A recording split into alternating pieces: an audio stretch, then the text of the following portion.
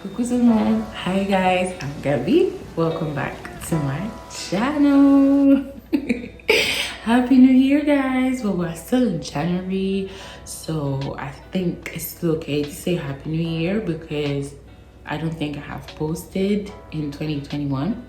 New Year, same me.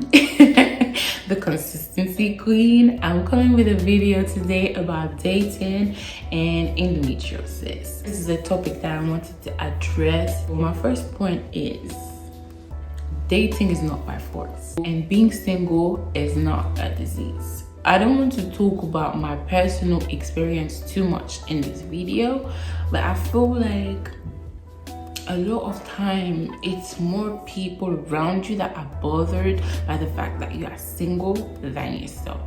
Of course, everybody wants to meet new people, meet the one or the ones, I don't know.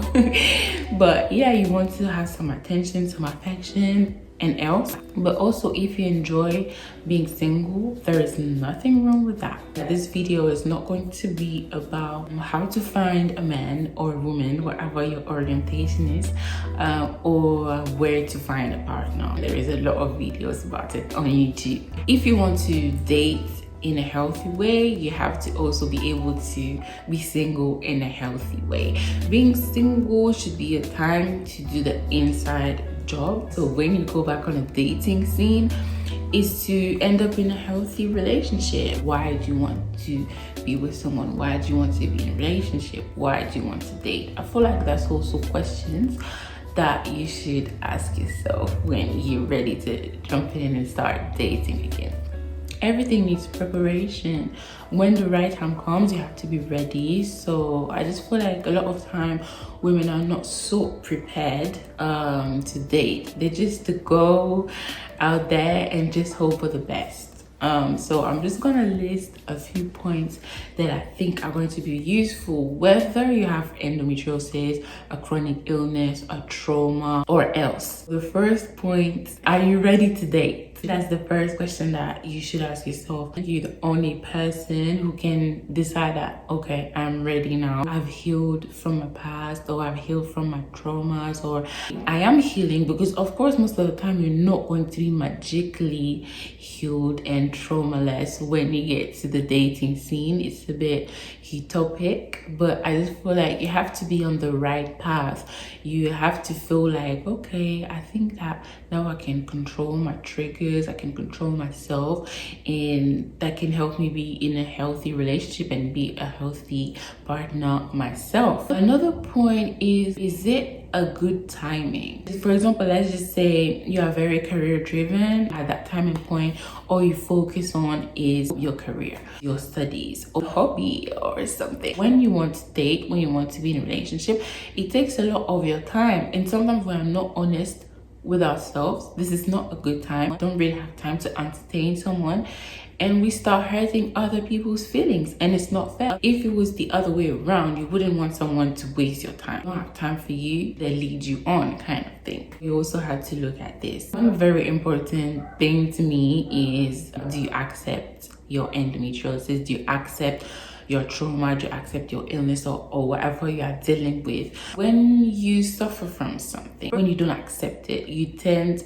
to hide it. When you accept your illness, your trauma, or whatever, that's something that you should be able to open up about early on, because there is nothing to be ashamed of. The sooner they also can decide if they want to keep entertaining you or not. Endometriosis implies a lot of time infertility that can affect the relationship later on down the line. So that's something that you should be able to address early enough. Not at the earliest, but early enough. But if you do not accept it, it's going to be very, very difficult to break it down and talk about it. I just feel like sometimes when you have to talk about it and it makes you very emotionally uncomfortable, it just means that you still don't accept it. And you need to take your time. There is no rush.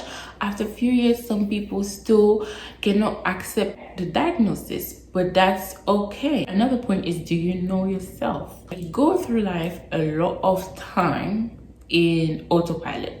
It's just like you was born, your parents raised you, they sent you to school, you've been to school your whole childhood, you made friends, you went to high school, you went to university, you graduated, you found a job, you bought a car, now you want a partner, you want to get married, buy a house, and have kids. Cool, there is nothing wrong with that. But what did you get from your own life experience? What did you learn about yourself? Who are you? What are the stuff that hurt you? What are the stuff that trigger you? What are the stuff that make you happy? What are the stuff about you that nobody understands but you? If you don't know yourself, you can never find someone that is really compatible, because if you don't really know yourself, you don't really know what's good for you, or you don't really know what you don't want, so you don't really know what's bad for you. It seems very logical, but a lot of time we just go into relationship without really thinking about it, and then we get attached to people, and a lot of time they are the wrong people. The next point, like, do you know where you are going? It's not good to be rigid. You can meet someone that can make you open up your mind and see things differently, but there's always stuff, there's always goals, there's always like things that, for example, you want to achieve, or things that you absolutely don't want to do, that you shouldn't have to compromise on because you're in a relationship. And a lot of time we don't necessarily think about it beforehand. We meet someone, we just decide to be with that person, and we just go with the flow. When you're younger, I just feel like it's easier, you grow up together. So if you are younger, it might be a bit different, but when you are older, it's a bit different. Or I will never want to be a stay-at-home mom, and then you meet a guy that wants you to be a stay-at-home mom, and now it's conflict. Do you see what I mean? There are things that are very important for you to establish, but before you establish them as a couple, you need to establish them by yourself. One last point is, are you comfortable and confident with yourself? And when you lack confidence and self-esteem, you often attract the wrong people who just want to push you around, which is not what you want.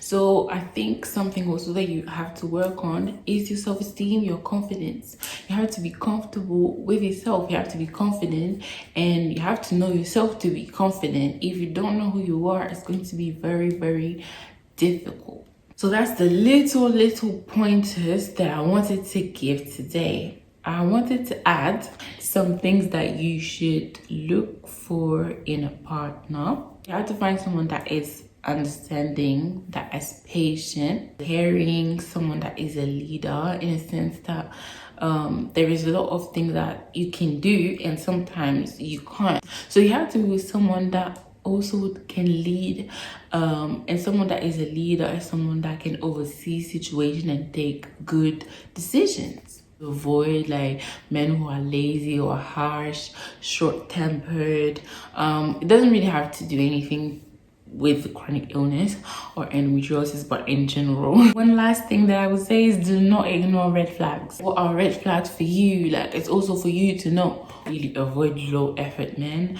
like men who don't make efforts. But a guy is gonna be low effort with you if it doesn't consider you. So if you encounter a guy that isn't consistent with his texting, with his calling, with trying to see you, well, we are in a pandemic, but I guess you can still see people. You see what I mean? Like, anyway you feel it when there is something wrong, and if there is things that really bother you, don't be like, it's gonna change. It's not gonna change. So if you're interested in talking about this type of topic, feel free to let me know in the comments. If you have more to say about this conversation, feel free to let me know in the comments as well. And I hope you enjoyed this video, and I see you in the next one. Bye guys.